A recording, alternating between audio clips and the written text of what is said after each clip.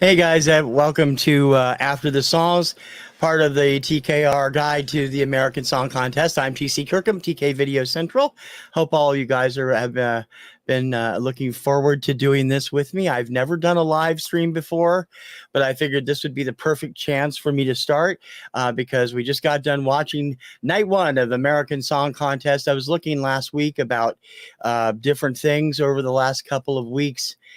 Different areas talking about it. Of course, American Song Contest is America's new answer to Eurovision. It's licensed from Eurovision. Eurovision is helping with it. It's credited right on the show. So I know people are like, some Eurovision fans are going like, well, why does America need to do this and blah, blah, blah. But it was still a lot of fun. So please comment and we'll go into that. Hopefully we'll have a lot more people coming in as we go along.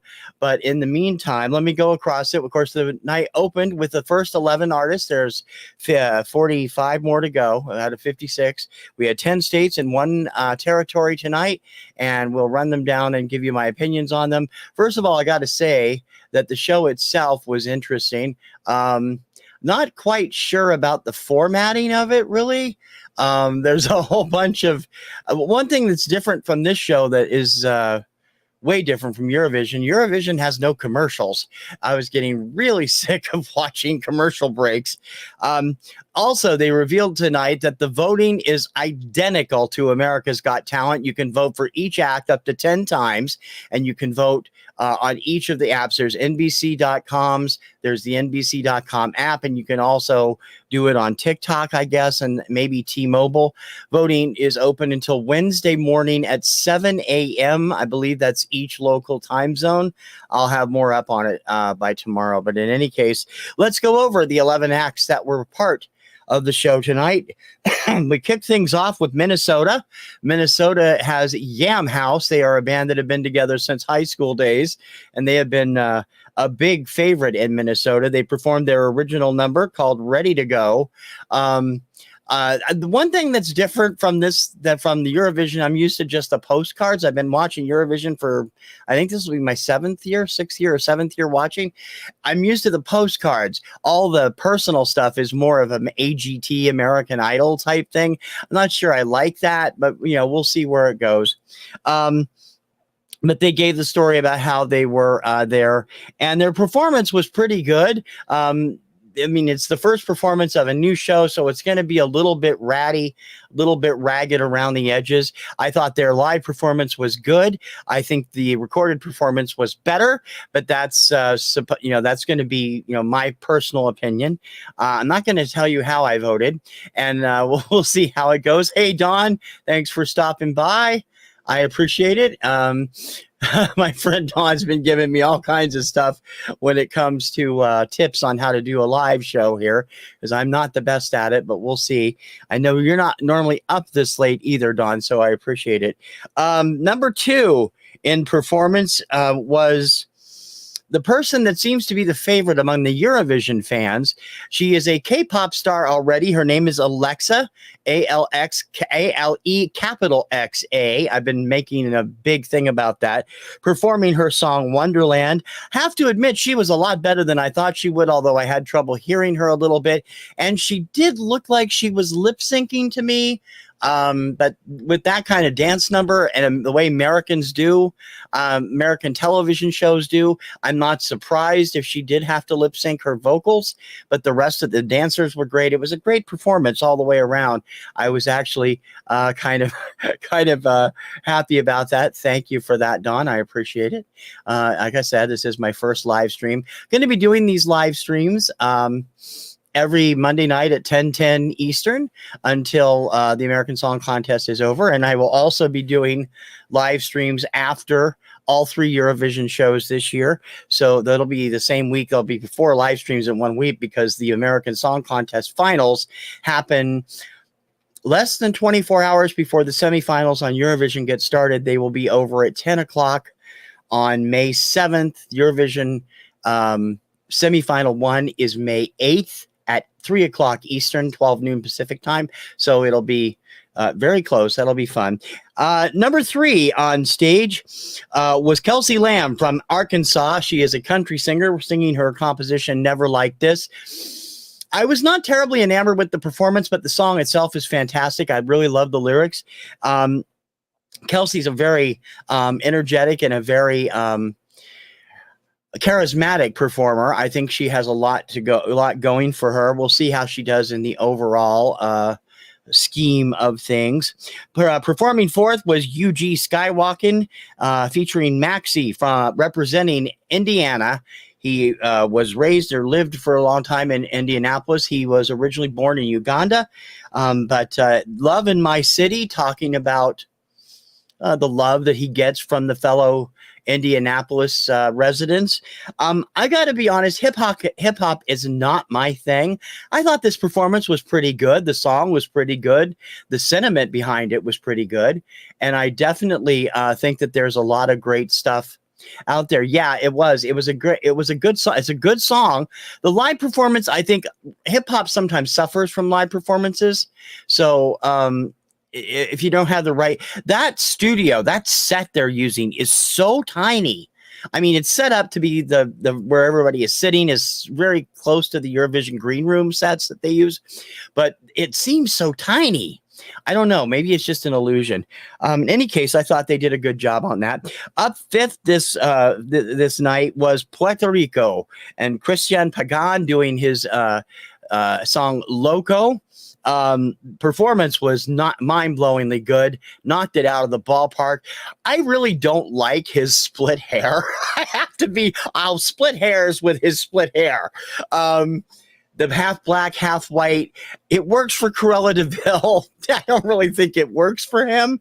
But the song was fantastic. The performance was fantastic. Kim was going nuts. It didn't have anything to do with the fact that he happened to be a good-looking guy. But, whatever. It was still a great song, and was the only song tonight in partially in another language. There were a couple of lines real quick in Alexa's number, Wonderland, but this was about half English and half Spanish. So, yeah, okay. Reading Dawn's latest comment, American Song Closet, perhaps? Yeah. Up in sixth place was Connecticut, represented by legendary superstar Michael Bolton. I did not realize Michael was from Connecticut, number one. And number two, this song just bowled me away. The lyrics to it, so positive, so up. And I really, really like it, and I hope it gets through to the semifinals, because I think, and even if it doesn't, I think it could be a big hit for him. It's been a while since he had a major hit, even on the AC chart, because he's been doing all this specialty stuff lately. But man, I really like that. And coming from somebody that the Columbus Dispatch in Ohio once called the world's highest paid karaoke singer, I think he deserves better than that. I always did. Kim actually liked the song too, and she's not a particularly big Michael Bolton fan. On up next in seventh place was Iowa, and for us it was the performance of the night from Elizabeth Vaughn Presley performing Wonder. Man, you cannot get any more pink than this girl. And the performance and the song, I mean, this thing just knocked it out of the ballpark. For me, this was one of the top performances of the night, and absolutely loved it. The song reminds me a lot of Netta's Toy for the 2018 Eurovision winner. Terrific sentiment, a little bit of I Am Woman thrown in there too. I really like Elizabeth. She actually has been on this kind of thing before. She is a veteran of American Idol. So I don't know. I think she's got a good shot at going through to the semis. We'll find out next week. In eighth place, Jaco from Wisconsin and Feel Your Love. Nouveau retro. Okay. Because it seems a lot just like rockabilly to me. Now, I like the song a lot. I really like him. I liked his performance. I thought it was great. I've been looking around. He was kind of hard to find some stuff for the show that I was doing last week. I think that he is he's got a lot of potential. I don't know whether he's going to get through, but he has stardom written all over him. I love his voice. His voice is fantastic. In ninth, performing ninth, another showstopper, Keone Star. I apologize for mispronouncing your name, madam, on the preview shows. Keone Star from Mississippi with Fire, and boy, did she bring the fire tonight. It was stupendously good, and I really, really think she is another one that has a major shot at going through. Lots of great vocals. As she pointed out, Mississippi has been the home of a lot of great people, and Mark Ronson, is that the gentleman's name? Mick Ronson, found her to do a couple of songs with him a few years ago in Mississippi. She's been doing stuff ever since. She is fantastic, and that song was great too. Performing in 10th place, I got to be honest, from the very beginning, Ryan Charles set my teeth on edge.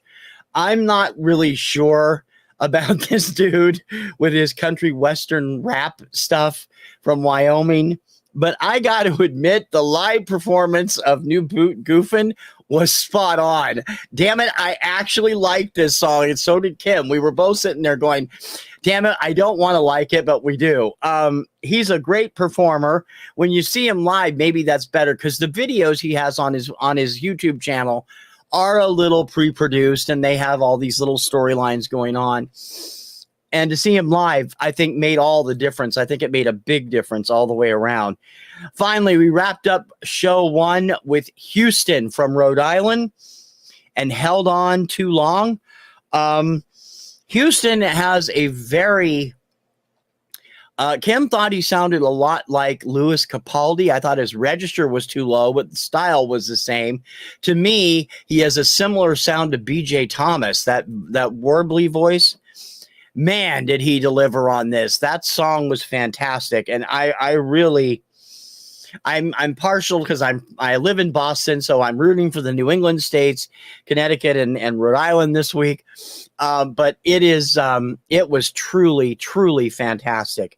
The judges, the jury team, that's 56 people. There's one professional in the music industry from each state, District of Columbia, and all 5 territories that vote for one act to go through automatically to the semifinals. It's kind of like the judges, like a golden buzzer on AGT. That went to Houston this week, so Rhode Island is definitely in the semifinals in 5 weeks, and I think he's going to go even further than that, in all honesty. You have until Wednesday morning at 7 a.m. Eastern, I believe that's in each local time zone, to vote for this. If you miss any or all of the show, you can catch it on a replay on Peacock beginning tomorrow and still vote up through Wednesday at 7 a.m. They will be having a replay of each show on Sunday evening at 7. Of course, the voting will be closed by then. And we did find out that we'll find out the 3 that went through from this week at the beginning of next week's show. Now, we got all the songs out of the way. We got the performances out of the way. Let's talk the show in general.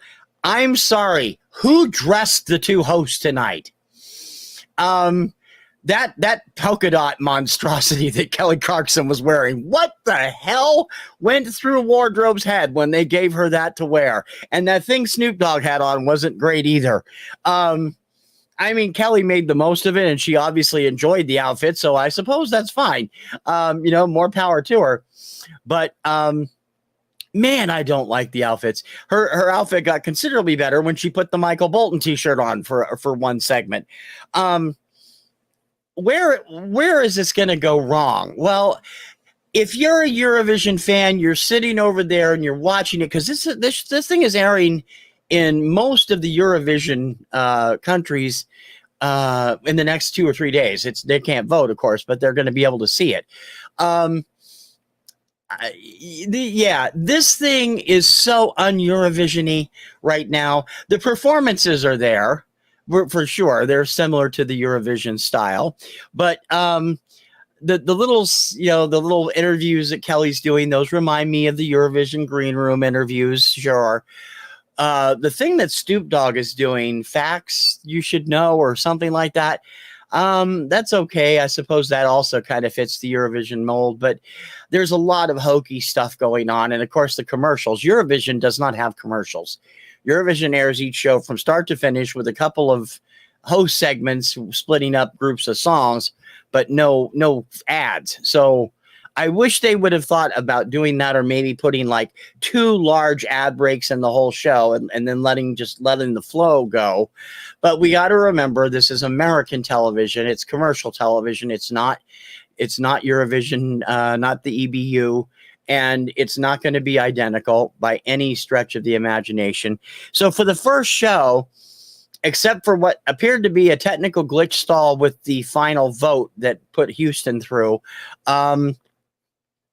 I don't know. It's going to be, I should have been a spoiler there for that, by the way. Sorry, West Coast. I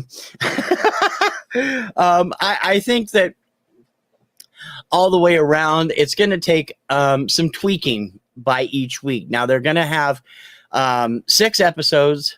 No, 4. 5 regular episodes, which will feature the contest part. So tonight was night 1. There'll be 4 more weeks of contests, then 2 weeks of semifinals and of finals.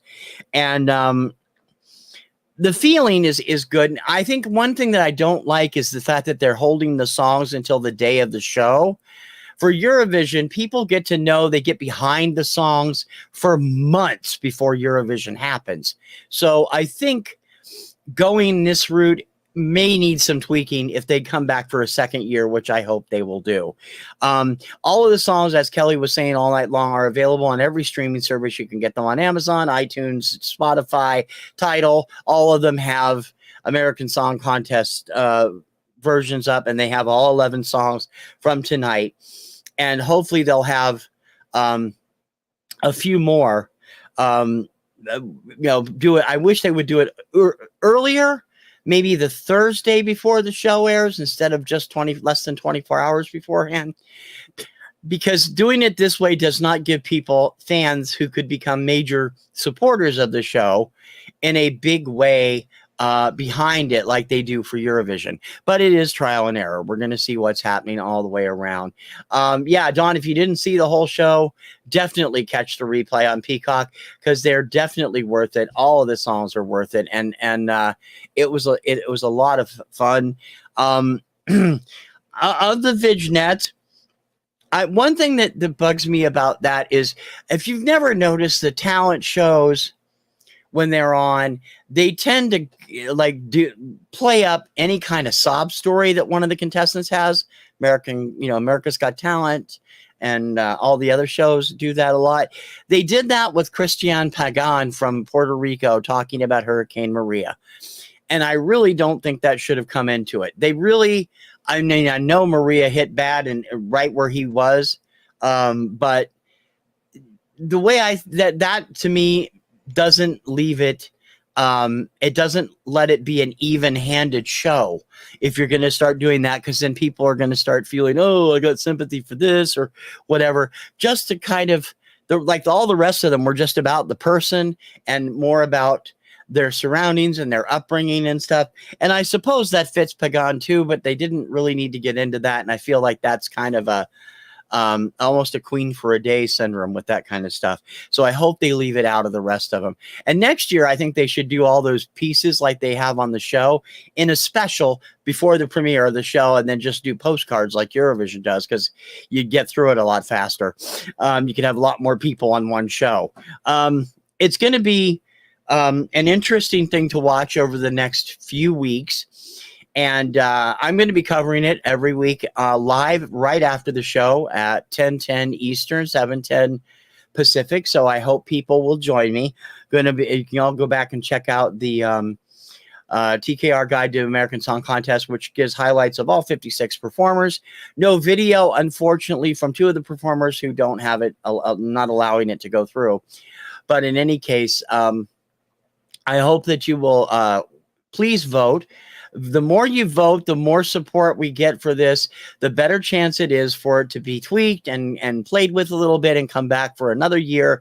And if we can get it going, I think it's going to be instrumental as to whether America's gets going, as to whether Asia's going to get to do one, because there's been talk of an Asia vision since the mid-90s at least. And even here, the American version has been talked about off and on since the mid-90s.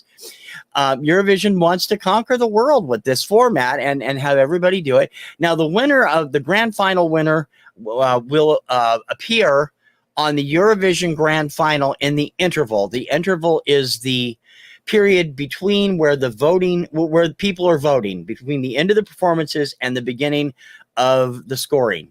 It's like a 40-minute period where people are voting. The American winner will perform at Eurovision their winning song. So it'll be that will get it excited in Europe. Hopefully the Eurovision fans will find that we're not doing too badly and that we're not going to be exact copy. I think a lot of them were worried that we were going to try and copy them. A lot of people said we weren't kitschy enough. I thought there was plenty of kitsch, although unfortunately it was mostly in the dialogue written for Snoop Dogg and Kelly Clarkson. I really think that they could be doing a lot of improvements on this, and I hope that they'll be watching it in the near future, so that every week they can make little tweaks, and I hope fans let them know what they did and didn't like, and keep voting. Make sure you vote and get out there and support the American Song Contest, because we all want it to succeed. For those of you who do know me, I have regular shows on all week long, and I also have a website called thekirkhamreport.com. You can see the logo in the upper right corner. I do all kinds of stuff every week, and I will begin my massive Eurovision coverage in early April with my daily. In fact, it might have to begin at the end of this month because the contest is so early this year, and I want to get my daily countdown of the 40 songs that will be competing this year in there. And I do one a day, and I will also be doing a guide to Eurovision for people who don't know what Eurovision is. Eurovision will also be broadcast live on Peacock this year, just like American Song Contest is tape delayed, but Eurovision is live. In any case, whoever's out there, thank you for joining me, and I hope that you will join me again next Monday and keep up with the coverage of the American Song Contest. Let's make it a hit. I really hope we're going to have real success with this. We really enjoyed the first show. Sure, there's things that could get better, but it wasn't too bad after all. For the Kirkham Report, I'm TC Kirkham. Thank you for watching me. I will see you shortly. Ciao, baby.